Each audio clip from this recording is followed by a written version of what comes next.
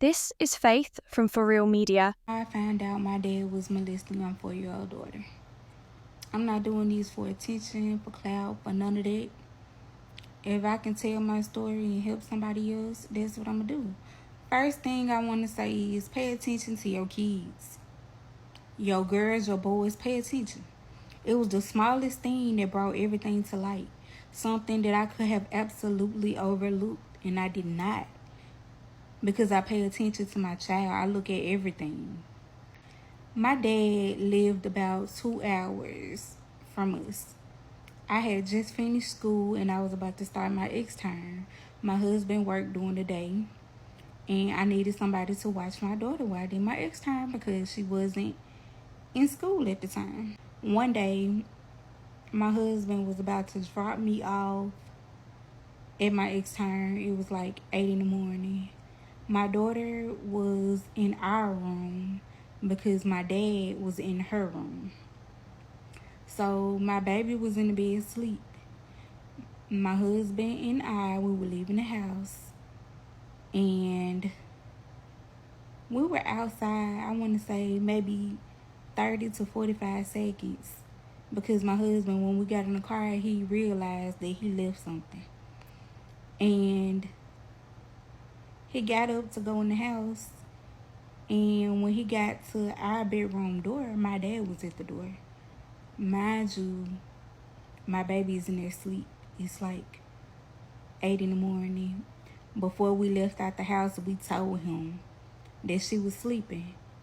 That was weird to me, but then again, you couldn't tell him nothing about his grandchild. He loved his grandchild. I was thinking, like maybe she was whining or something and he went to check on her, but my husband was like, she's asleep, okay?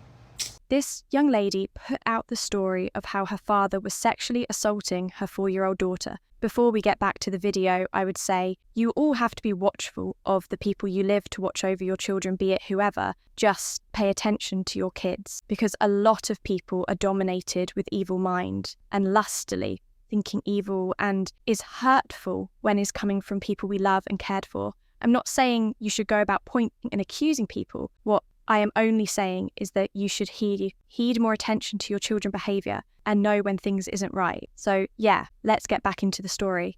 So, another time, it was like my second or third day of my extern. My baby was playing in there with him. And she came out and she was just standing in the living room. And I could see his shadow in the hallway, like with his hand, he was like beckoning her to come back to where he was, but he would never say it out loud, which was weird because it just called her name. But it was like he was silently beckoning her, like he didn't want us to hear or see that he was calling her in the back where he was. Okay. After that, I don't know. I wasn't even a week into my extern when we found this out. Like, okay, he was doing little weird stuff. Just weird stuff. And mind y'all, like I said, I lived with my dad my whole life. He got a bunch of nieces, a bunch of granddaughters.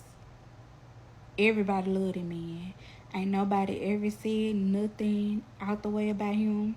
No rumors. He ain't never did nothing to nobody. Like, he was just a host of fun. Everybody loved him. Like, that's why I'm shocked and hurt, like, to this day. Like, it still bothers me every day. But anyways, so one day, my baby, she came in there, like, she was still, like, at night, she had, like, she was, at the time, she was still, like, with the bed. So she had on a pull-up because it was nighttime and she was getting ready to go to bed.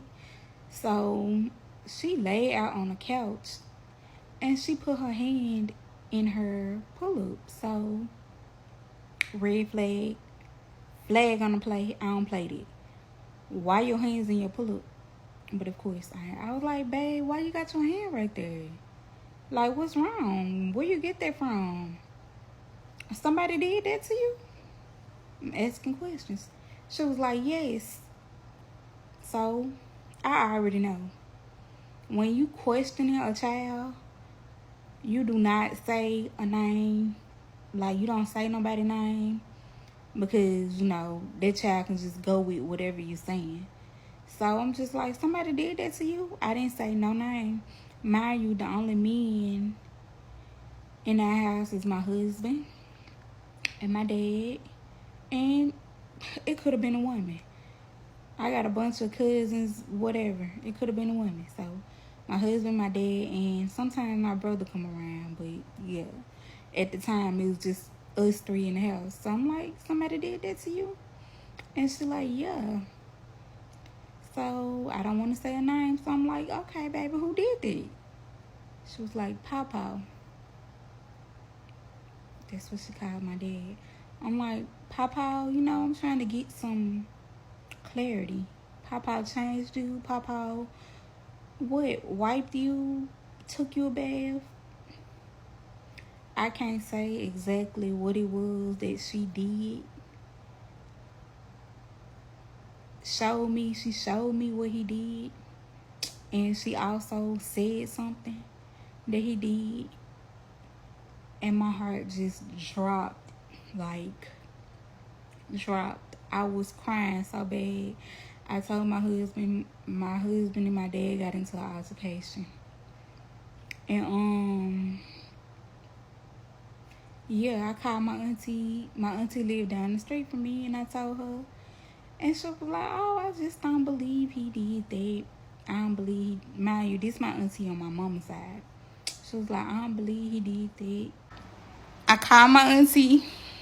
My auntie was a police at the time in the town that we lived in. So, and she stayed right down the street. So naturally, I'm going to call my auntie.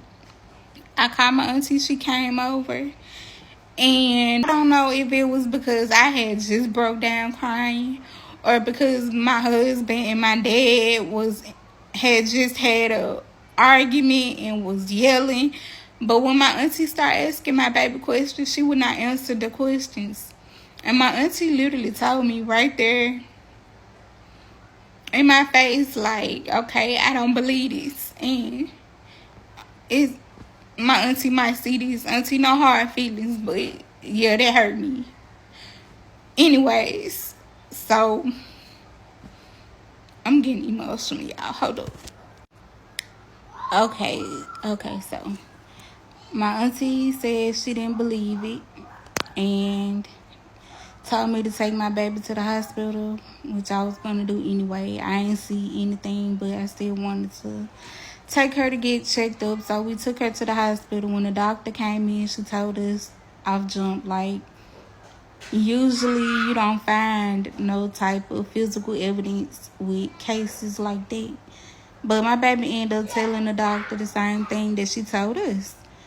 And they called. Okay, we went to the hospital in Memphis because it's the closest hospital to the children's hospital in Memphis. It's the closest children's hospital near us, even though we stay in Mississippi. So they end up calling the police from Mississippi because that's where we lived to the hospital in Memphis.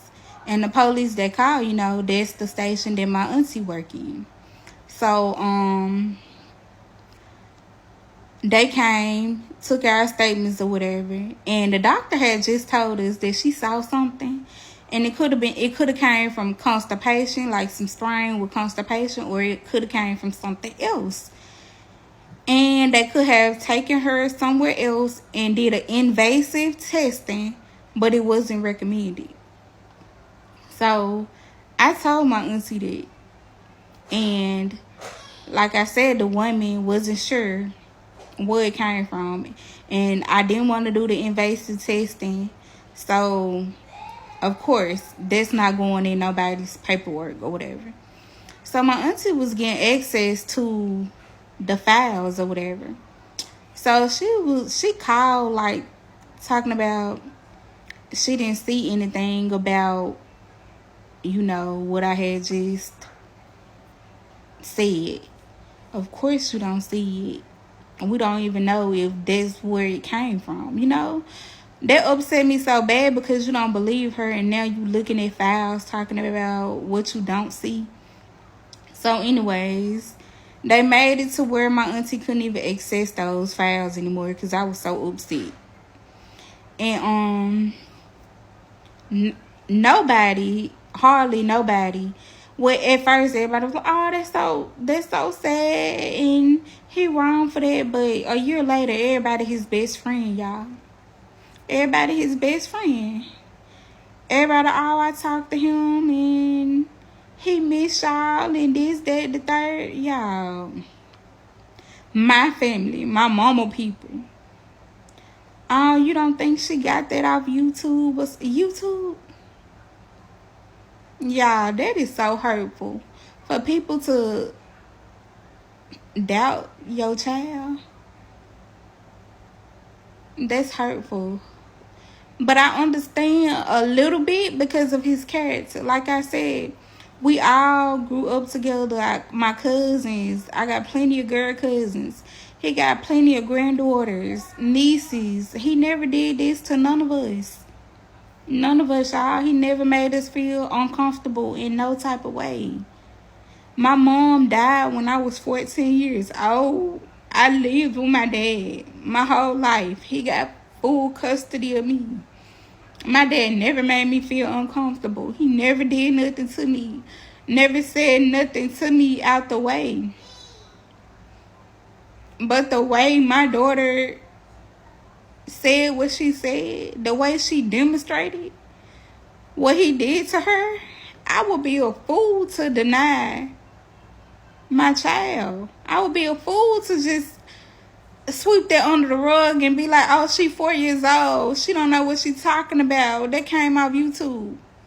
Y'all, these folks set up an interrogation for my baby 2 weeks after this incident happened.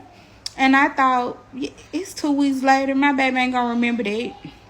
Y'all, when there's some truth to what your child is saying, one thing about it, when you lie or when you being untruthful, you gotta, it's hard to remember. But 2 weeks later, my 4-year-old went into the interrogation room with the police, the CPS worker, and the child therapist and repeated the same thing. She even told them stuff that she didn't even tell us because she was afraid to tell us.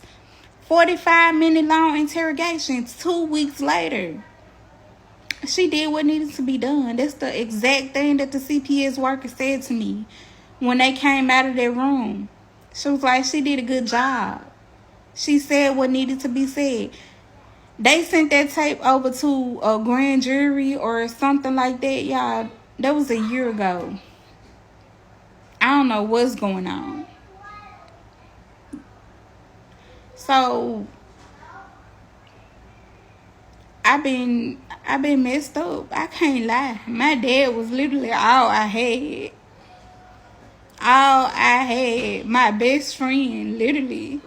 So the fact that he did this to us, and I gotta sit up here a whole year later and my baby come to me and she say she miss her papa. My baby want to see him. She wants to go to his house. She want to know why he didn't just apologize. She said, Mama, why didn't we just let him apologize? Why didn't we do that in the first place? Why he couldn't apologize like a real friend do? I had to explain to her, it don't work like that, baby. What he did, that's not right. You can't just let somebody do that to you and forgive them. She don't understand. And I'm fighting with this every day because not only did this happen to my child, but I lost my best friend in the midst of that. Because if you know me, you know that my daddy was literally my best friend. I'm talking about on the phone 4 and 5 times a day. Like, that's what kind of bond we had. And people want to know, like, why I be so angry. at my family. Like, why wouldn't I be? I'm getting emotional. I gotta go. You have to know that a lot of times these kids might not know what is going on. They don't understand the gravity of the offence those people have done to them. Is your duty as a parent to let them know the damage those people have caused to them? Talk to your kids about some certain things. Even in those uncomfortable situations, you just have to break it down to their understanding and let them understand. It might seem weird, but you have to let them know that they are places people are not meant to touch in their body. And if anyone try doing that to them, they should let you know. What I do every time I'm bathing my kids. When washing their privates, I try asking them if anyone has ever touched them there. Their response should tell you what to say next. Make it as a habit to ask them. From time to time, I will also say you shouldn't trust your kids to people. Don't always do that, because a lot of them may come as a saint and act all goody-goody to your kids. Mind you, some of them are not just what they seem to appear as. I am not saying you shouldn't trust, but, we all get flaws. And sometimes you might be dealing with wolf in a sheep, clothing like this one right here. I feel like the issue pertaining this children should be treated differently. There shouldn't be any room for forgiveness. This kids easily do love and get attached to people. But with such behaviour, people put on these days, don't allow them close to your kids. On no occasion should your kids ever get closer to them. No matter who the perpetrator is, be it their grannies or whoever, they shouldn't be room for forgiveness. Look at it this way, a lot of men and women will feel like saints. Family, it should be ignored. Family can be everything, but not when they cross their boundaries. She isn't wrong for speaking up for her child, even though it's her father and her best friend for that matter, but hey, that's where she has to draw the line because he crossed boundary. If she didn't care about her kid, she wouldn't be worried and emotional about what had been done to her child. I really wish her child is okay. And for them to be able to move forward with this, because this can wire her down physically, emotionally, and mentally over time. Certain things can have effects on people, and this is one of it. Sending love and healing to you and your daughter, because this has really been a lot to see, think, and handle. Your daughter might not understand what just happened to her, but when she becomes older, she's going to appreciate you for doing the right thing and not covering up evil. By then, she will really feel betrayed and hurt after getting to know the person who tried doing such evil to her.